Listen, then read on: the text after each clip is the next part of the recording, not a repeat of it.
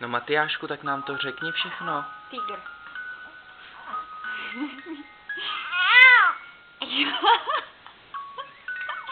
Tygr.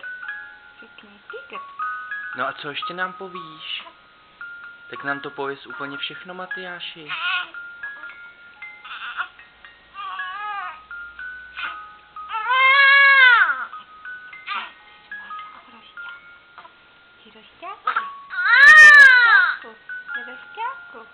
No ty nám to chceš říct, že jo? Ty nechceš tady plakat takhle.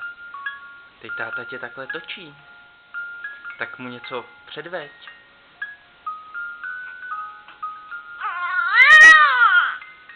Matyášku, když nám to tak hezky povídá.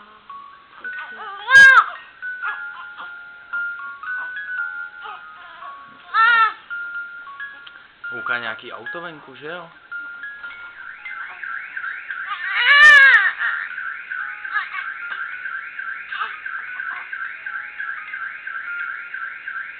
No. No tak nám to pověz, honem všechno ještě. Tak nám to pověz.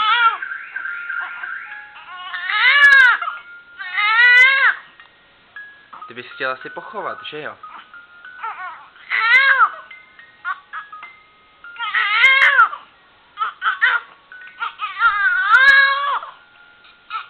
Mámo, tak pochovej Matyáška.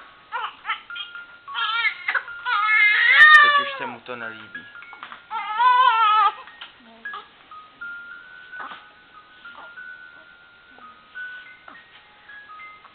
Mám tam nějaký prdík schovaný.